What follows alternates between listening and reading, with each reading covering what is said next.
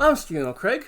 I'm Lee Eide. And this is the 10th episode of The Movie Review Show!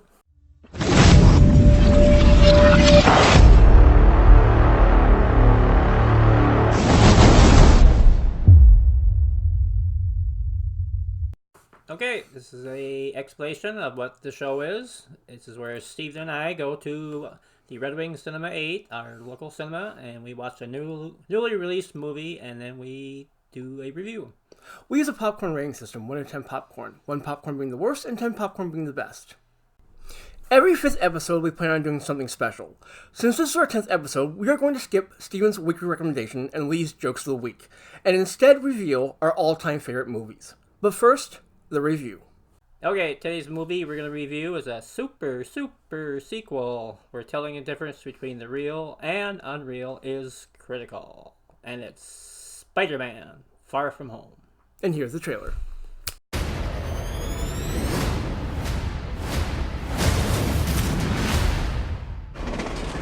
Thank you, Spider-Man! That was so good. Hey, sorry I'm late. Happy. You look nice. Thank you. You too. Thank you. New dress? Yes, it is. How'd you know? What just happened? Planning a trip? Going to Europe. It's a school trip. Did you get your passport? Peter Parker here to pick up a passport, please. Mini toothpaste? Pack your suit. I just want to go on my trip with my friends. Europe doesn't really need a friendly neighborhood Spider-Man.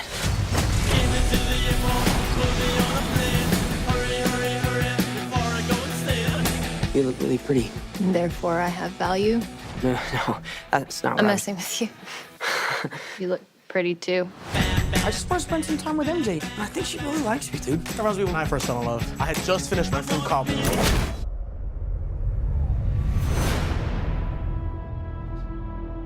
So nice to finally meet you, Spider-Man. You're Nick Fury. Put some clothes on. Let's go for a ride. Is he gonna be okay like that? Might want to turn him over so he doesn't swallow his tongue. I think Nick Fury just hijacked our summer vacation. Awesome! You got gifts, Parker, but you have a job to do. Are you going to step up or not? You're all alone. Your friends are in trouble. What are you going to do about it?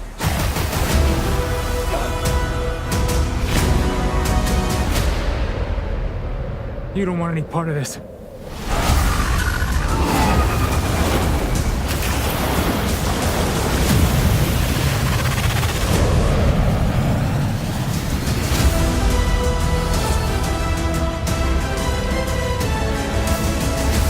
Who is that guy? He's like Iron Man and Thor rolled into one. He's no Spider-Man. What is it with you and Spider-Man? What, he looks out for the neighborhood, has a dope suit, and I really respect him.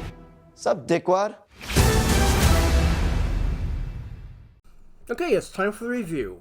The intro was cool. It starts off with Nick Fury and his assistants in Mexico, and then something happens. That was cool, and then the movie started. Yep, that's a rousing start. I thought the special effects and stunts were really good.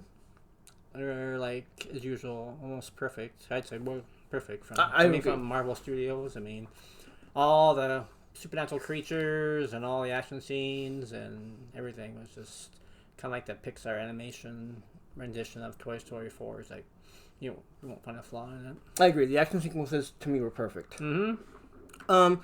I was kind of thought it was strange. Like, Peter Parker is worried that since he's in another country with his friends, that if he wears his Spider-Man costume, his friends will know he's Spider-Man. So he's given a new costume. It's different because it's black, but he still looks like Spider-Man, and he still shoots webs. So I thought that was kind of weak. Kind of feeble, not really disguising himself too well. I mean, just, you say it's the color is different, but other than that, he looks the same. Shape on what he does. It's like, what do they call him? The night don't remember. Night Monkey. Yeah, Night Monkey. I don't know. I just thought that part was weak. Yeah, that was kind of true. Yeah. At the beginning of the movie, they do an in memoriam for the heroes that died, the superheroes. I'm thinking, whoa, are they taking this way too seriously? But then you find out it's supposed to be a school news show doing it in the movie, so they're not really trying to do it in memoriam, like for real. Right. Yeah. But yeah, it's kind of like I think you remarked about how slow moving this was, and then right after you said that, then the action like explodes. So yeah. It's kind of like Avengers Endgame in that respect. There were two sections of the movie near the beginning and near the middle that I thought were slow. Once the action picked up, it was great, but there were some slow parts, or at least two that I can think of. True, but yeah, I think like with the Avengers Endgame, you kind of had at the start you had to set up the storyline. So there's a part. Oh, sorry. That was kind of necessarily slow, but go ahead. There's a part in the movie that is unbelievably trippy. There's a lot of those. Yeah, but that one section was unbelievably trippy. Know which one are you talking? That's like when he ends up going to see Nick Fury and his assistant, and I think they're in a warehouse, but you don't know if they are or not. It's like the whole scene keeps turning over and over again.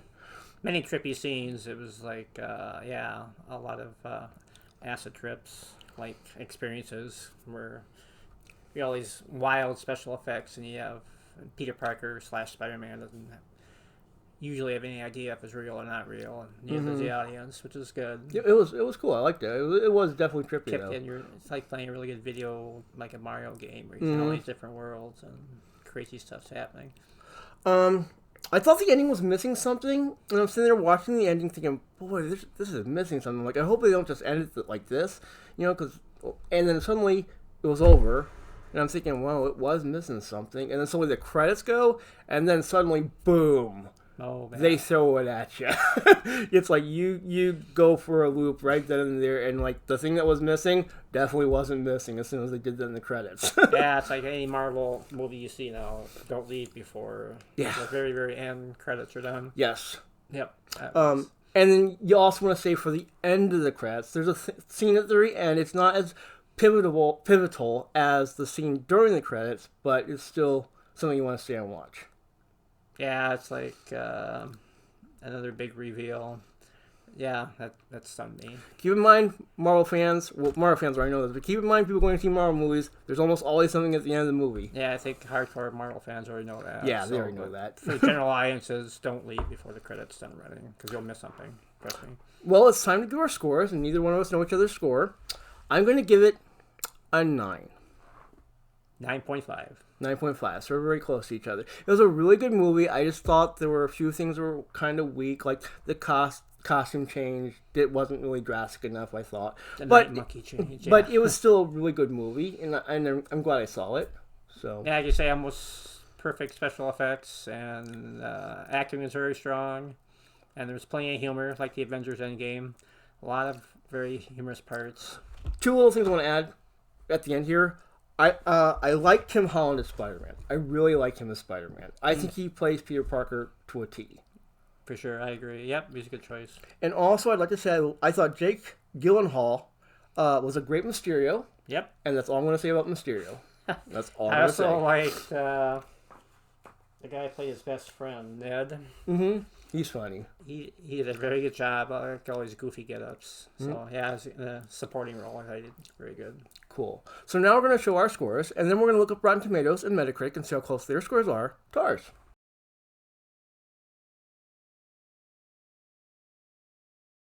Okay, we're looking at Rotten Tomatoes. Ooh!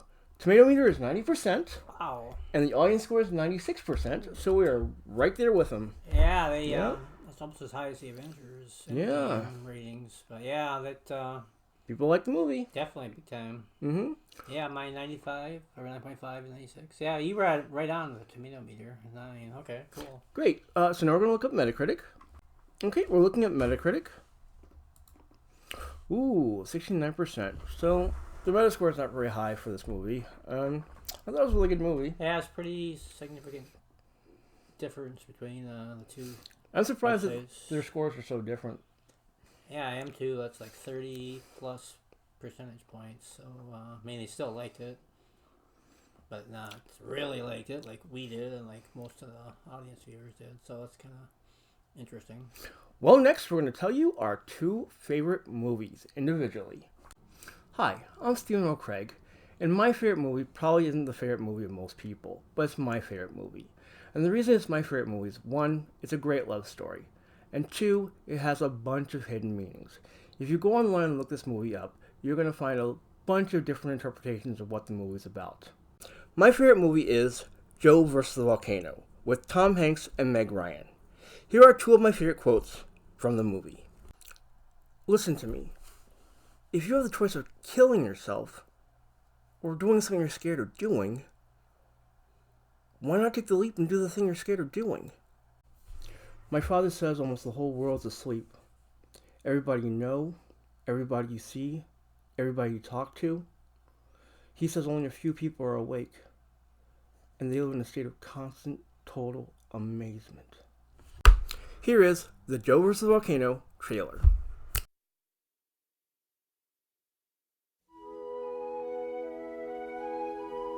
Once upon a time, in the middle of a deep, dark factory, an average Joe, Joe Banks, lived a very boring life. Good morning, Dee Dee. Hi, Joe. What's with the shoe? Losing my soul. Yeah. Until one day, he found out his life was over. I'm not sick except for this terminal disease. That's right. You have some time left, Mr. Banks. Live it well. And that's Joe Banks? when his adventure began. You and I might be able to help each other. I want to hire you to jump into a volcano. A total red carpet situation. It's wine, women, and song in the sweetest little paradise you ever saw.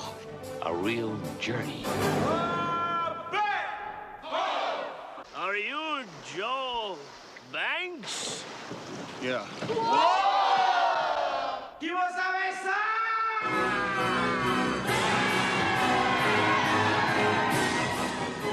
Warner Brothers presents Tom Hanks, Meg Ryan. Joe. Joe Banks.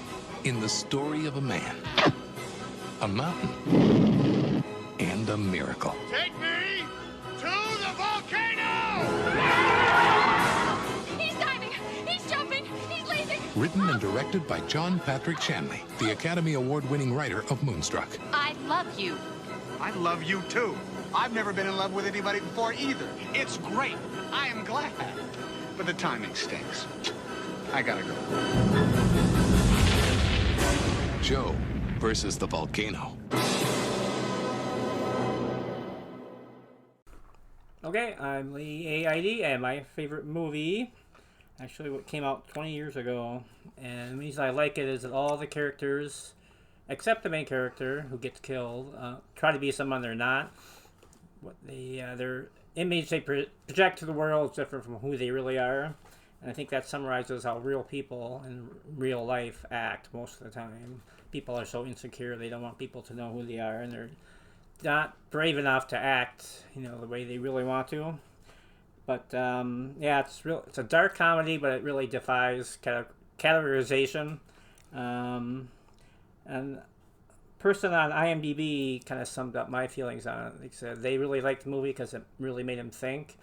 And I think it's a sign of a good movie. A movie makes you think and leaves an impact on you, both emotionally and philosophically. And so that's what this movie did. And actually, I won 2 Oscars for Best Script and for Best Director. And Roger Ebert, who wrote for the Chicago Sun-Tribune back at that time, gave it a perfect 100, as did a couple other reviewers.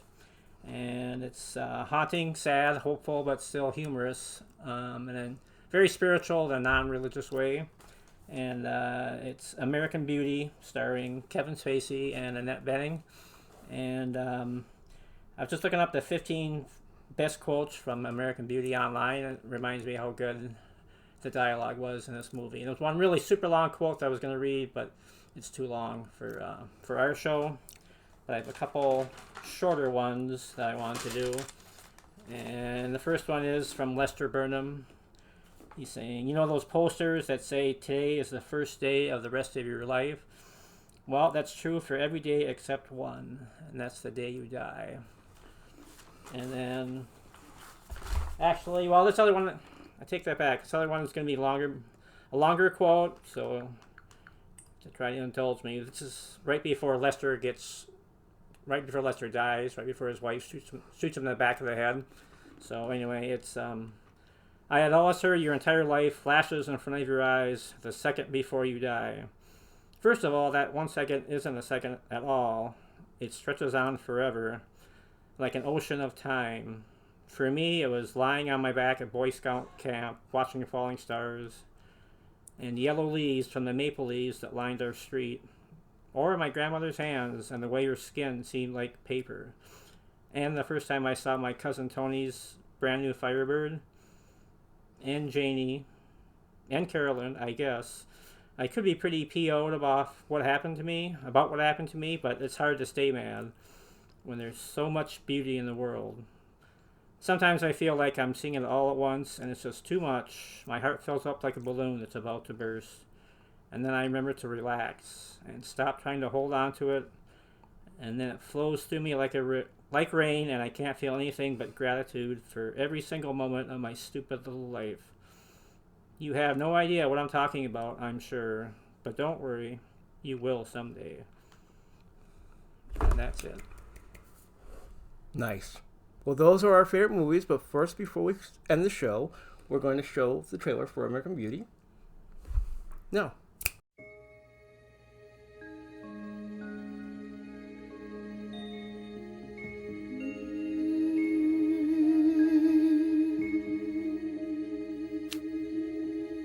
Morning, Jim. Morning, Carolyn. I love your tie, that color.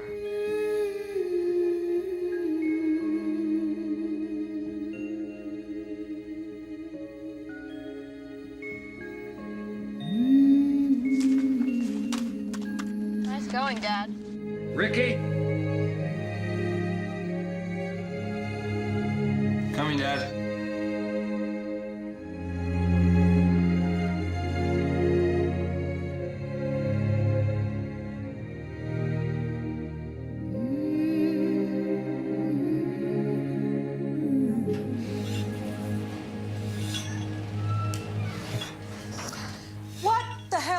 You're doing? We're having everyone write out a job description. That way management can assess who's valuable and who's expendable.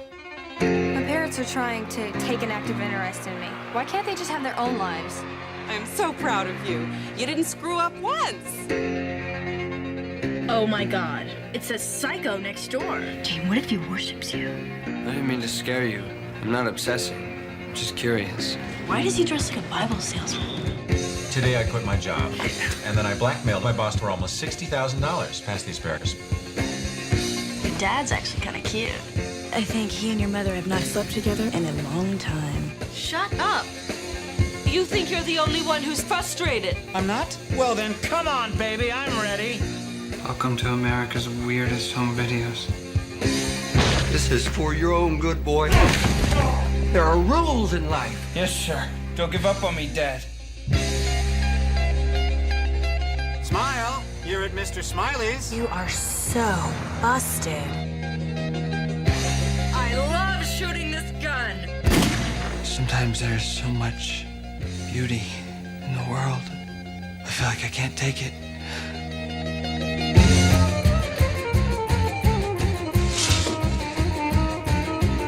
I rule. If I had to leave tonight, would you come with me? Yes.